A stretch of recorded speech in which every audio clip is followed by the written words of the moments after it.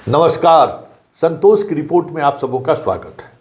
और आज हम संतोष की रिपोर्ट में बात बिहार की उस राजनीति की करने जा रहे हैं जिस राजनीति में एक ऐसे मोहरे की तलाश जारी है जिसको बंद करके नेता अपने ही पर्सनालिटी को एक अलग तरीके से पेश करने की तैयारी में है।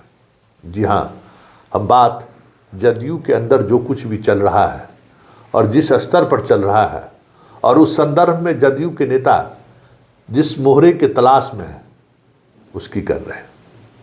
देखिए, जदयू के कैरेक्टर को अगर देखेगा या नीतीश बाबू के कैरेक्टर को देखेगा तो ये एकदम ईश्वर के समान, देवता के समान ये बोलेगा। इसके लिए तो हम कहाँ जिम्मेवार हैं? अब बताइए, हमको कह रहे थे चल दीजिए राजद में, यही लोग हैं, हमको कहे थे राजद में जाने के लिए। अरे यही संजय झा, हरिवंश जी, यही लोग हमको यहाँ से लेकर चले गए थे बीजेपी वाले के पास। जब जहाँ गए किसी न किसी का बहाना, किसी न किसी का सहारा लेते रहे, किसी न किसी के राजनीति को डेंट करते रहिए। ये तरीका है। कहते हैं कि राजनीति में जो है सो सब कुछ जायज़ है। और जो राजनीतिक व्यक्ति है वो समझते हैं कि भाई बॉस को अपने किए गए चीज़ों को जस्टिफाई करने के लिए तो किसी न किसी का तो सहारा लेना ही पड़ेगा ना। तो ठीक है, अभी विजेंद्र यादव जी का सहारा लिया है, इससे पहले संजय झा का सहारा लिए, कभी हरिवंश जी का सहारा लिए। ये सब चीज़ें चलती रहती हैं। ये राजनीति का अपना एक मिजाज है। लेकिन इस दौर में, जो अभी आज का जो दौर है, उस दौर में जो राजनीति चल रही है, उस राजनीति में इस बार कौन मोहरा बनेगा ये देखने वाली बात होगी। और एक झलक जो दिख रहा है, वो झलक यही दिख रहा है कि जो कार्यकारी अध्यक्ष हैं संजय झा, उनकी विदाई हो सकती है। मतलब वो परफेक्ट मोहरा होंगे नीतीश कुमार के। मतलब नीतीश कुमार आने वाले समय में आपको ये कहते हुए दिख जाएं कि सब कुछ संजय झा का किया हुआ है, तो कोई आश्चर्य की बात नहीं होगी।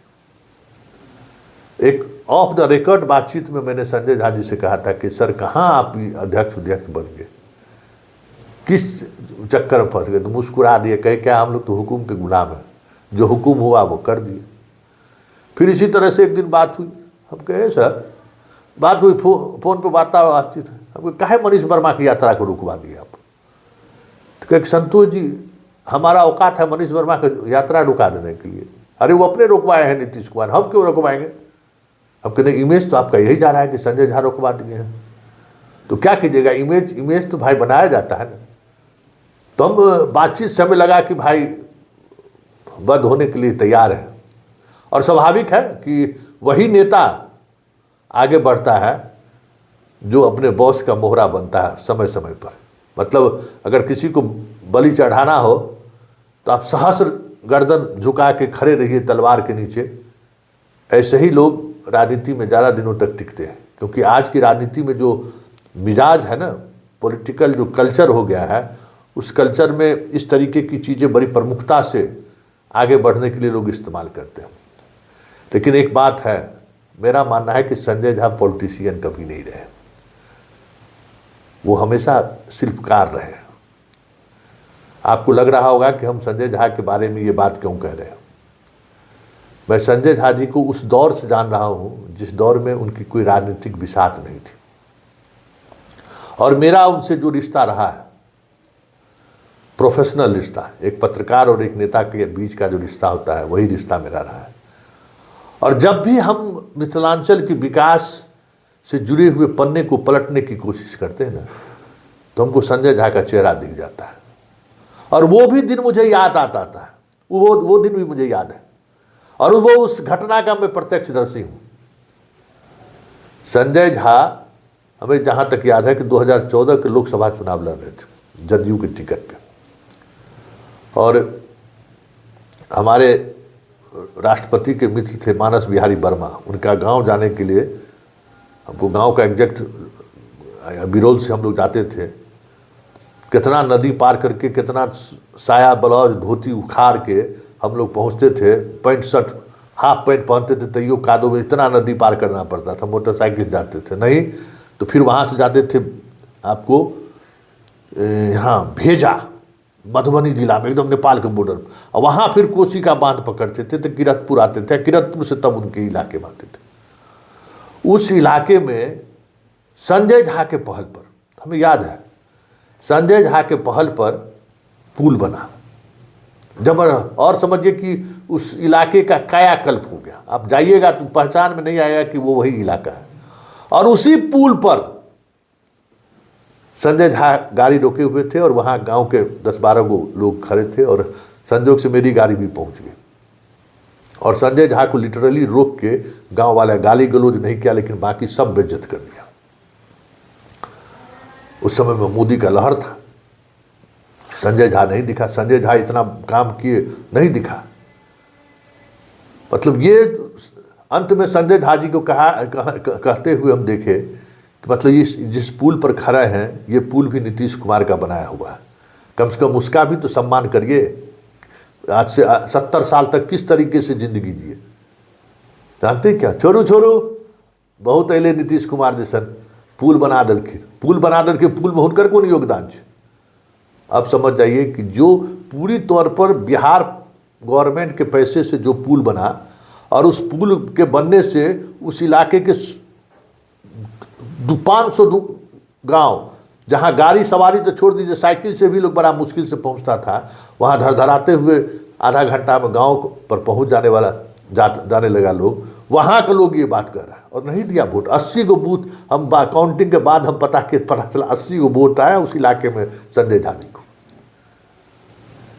इसलिए हम कहते हैं कि संजय झा पॉलिटिशियन नहीं है।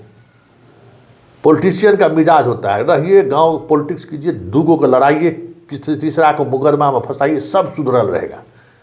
गांव का आदमी जितना टेढ़ होता है, उसको सुधारने के लिए यही का तरीका है, सबके लड़ाई में टिक्की पर टिक्की बजाय रखिए, पॉलिटिक्स कीजिए, आनंद लीजिए। लेकिन संजय झा का कैरेक्टर नहीं है। अब देखिए ना, अरे दरभंगा एयरपोर्ट बंद हो रहा था ना, उस दिन भी संजोग से देखिए कि हम लोग साथ नहीं थे, लेकिन बात हो गई। इंडिगो के जो बॉस है पूरे देश का, वो शंकर दयाल सिंह के बेटा है या दामाद है, बेटा या दामाद में से कोई है। उन्हीं के यहाँ संजय झा जी थे, तो उसी समय हम कॉल कर दिए। तब वो बताया कि शंकर दयाल सिंह को जानते हैं संतोष जी, आप ही के यहाँ के हैं, बिहार का। हम कहे आप हमारे यहाँ से कौन सी, भाई आप बिहार के नहीं है क्या? अरे मिल गया, इंडिगो का 3 गो फ्लाइट मिल गया, मुंबई डायरेक्ट। तो इस आदमी को हम देखे हुए हैं। ये जितना 4 लेन अभी दरभंगा में गया है, आपको जितना भी तरह का दरभंगा में जो भी प्रोजेक्ट है, वो सब संजय झा का दिया हुआ है। जो क्रेडिट ले हमको पता है कि ये जो खबर चला रहे हैं, तो 2-3 आदमी का तुरंत हमको फ़ोन कॉल आएगा, और लोग हमको कहेंगे कि देखिए संतोष जी, आप जो है सो ये कौन सा धर्म अपना रहे हैं। गोपाल जी ठाकुर भी गुस्सा होंगे कि भाई हमारा क्रेडिट नहीं लिखे, नीतीश मिश्रा जी भी गुस्सा होंगे, जबकि हम दोनों आदमी की अलग अलग भूमिका पर चर्चा करते रहते। संजय सर आप भी बोलेंगे कि देखिए संतोष जी, सब क्रेडिट संजय झा जी को दीजिए। लेकिन वाकई में यही है कि आज जो कुछ भी विकास मिथिलांचल में दिख रहा है, दरभंगा, मधुबनी, मिथिला हाट देखिए ना, इसमें तो कोई नहीं कह सकता कि मेरा योगदान है। वो तो संजय झा का पर्सनल योगदान है ना, विभाग के मंत्री के रूप में।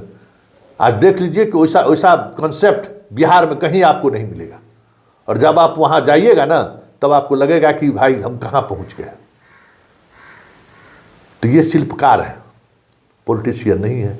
और फिर ये पॉलिटिक्स के शिकार होते जा रहे हैं। जिस तरीके से 2014 के लोकसभा चुनाव में जब ये चुनाव हारे, तो 1-1.5 वर्षों तक ये राजनीति से साफ कटे रहे, फिर ये आए। तो हमें लगता है कि अब आने वाले समय में संजय झा की भूमिका 2014 के लोकसभा चुनाव की तरफ के बाद जो हुआ था, ठीक उसी तरीके से बन रहा है। क्योंकि नीतीश कुमार जदयू के विफलता का, या आज जो सिचुएशन है पार्टी में, और जिस तरीके से लगातार उनका खुद का कह सकते हैं कि जो प्रभाव था वो कम हो रहा है, ऐसे में किसी पर तो वो ठिकरा फोड़ेंगे ना, कि इसके लिए जिम्मेवार कौन है। तो उसमें सबसे कमज़ोर संजय झा है। ललन सिंह पर फोड़ नहीं सकते, ललन सिंह से कुछ और रिश्ता है। ललन सिंह भी बीच में छोड़ गए थे, फिर आए ना, आज भी उसी मजबूती के साथ खड़े हैं ना, तो ललन सिंह पर फोड़ नहीं सकते हैं। बाकी जो लोग हैं उन पर फोड़ने का कोई मतलब नहीं है। तो हमारे संजय झा ही बचे हुए हैं। तो आने वाले समय में संजय झा को विदा कर दें, नीतीश बाबू तो कोई बड़ी बात नहीं होगी, लेकिन एक दर्द मिथिलांचल के लोगों को रहेगा कि जब जब मिथिलांचल के विकास कह सकते हैं कि गति पकड़ने पर होता है तो ऐसा पॉलिटिकल घटनाक्रम हो जाएगा, ऐसा पॉलिटिकल कह सकते हैं कि क्राइसिस हो जाएगा कि काम करने वाले लोग अचानक पर्दे के पीछे चले जाते हैं। तो भले मखाना का बोर्ड बना हो, उसमें किसकी भूमिका है मैं जानता हूँ, क्रेडिट जो लेना है ले ले भाई।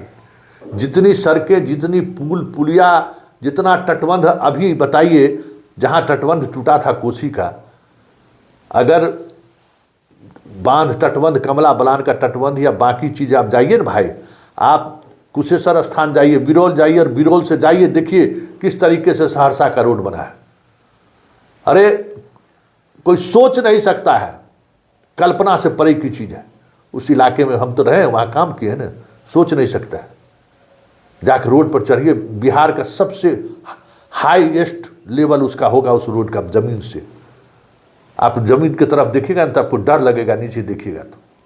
और कहते हैं ना कि कोसी को आप घेर नहीं सकते हैं, कोसी को आप घेर नहीं सकते हैं, कोसी अपना हमेशा अपना ये बदलते रहता है, धारा बदलते रहता है। तो जाकर देखिए वहाँ कौन शिल्पकार आदमी कोसी को ऐसा घेराबंदी किया है कि तटबंध टूटने के बाद भी पहली बार कोसी का तटबंध टूटा, लेकिन ज़्यादा नुकसान नहीं दे पाया।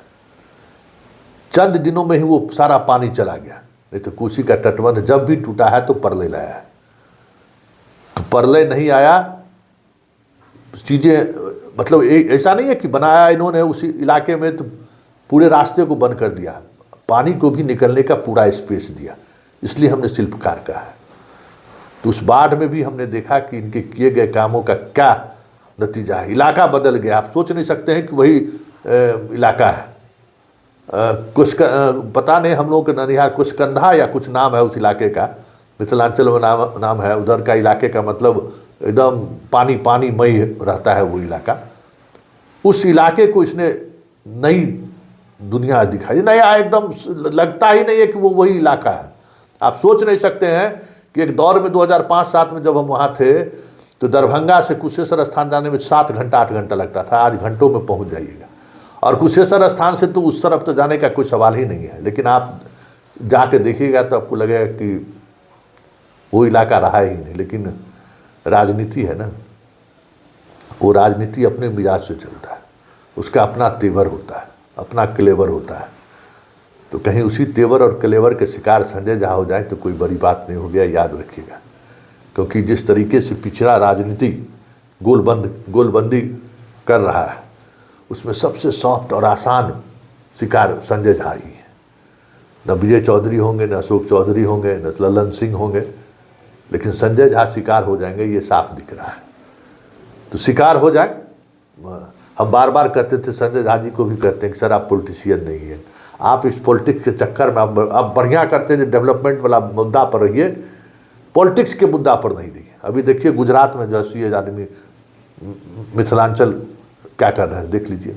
अमित शाह को इन्होंने बुलाया, इनवाइट किया है 9 तारीख को, वहाँ मिथिलांचल भवन बन रहा है, उसका उद्घाटन हो रहा है। तो ये आदमी काम कर सकता है, पॉलिटिक्स नहीं कर सकता। और यही वजह है कि पॉलिटिक्स नहीं करने की वजह से, या पॉलिटिक्स का जो नैरेटिव है उस नैरेटिव को समझते हुए भी जहाँ से ये आते हैं और जिस बिरादरी से आते हैं, उनको राजनीति में बने रहने के लिए बड़ा संघर्ष करना पड़ता है। वैसे इन्होंने बीजेपी के दामन के साथ नीतीश के पास आए, इतने दिनों तक रिश्ता बनाए रखना भी कम बड़ी बात नहीं है। 2005 में जब नीतीश कुमार मुख्यमंत्री बने थे तो संजय झा बीजेपी के विधान पार्षद थे, लेकिन रहते थे हमेशा नीतीश कुमार के साथ। और ऐसी जोड़ी हमने देखी ना भाई, सबसे भरोसे का साथी रहे हैं ये। नीतीश कुमार भी बहुत भरोसा किया और ये भरोसे पर खरे उतरे हैं। बाकी नीतीश कुमार के साथ रहने वाले जितने लोग होंगे, वो जो सियासत किया हो, इन्होंने हमेशा डेवलपमेंट की सियासत किया। और यही वजह है कि आज हम ये कहने पर मजबूर हैं कि संजय झा जी का आने वाले समय में वध हो जाए, और वो वध करने वाला व्यक्ति भी नीतीश कुमार हो, तो कोई बड़ी बात नहीं होगी। यही सियासत है, यहाँ कोई अपना नहीं है, कोई पराया नहीं है। समय जो है ना, और काल और चक्र जो है ना, सब पराया और अपना बनाता रहता है।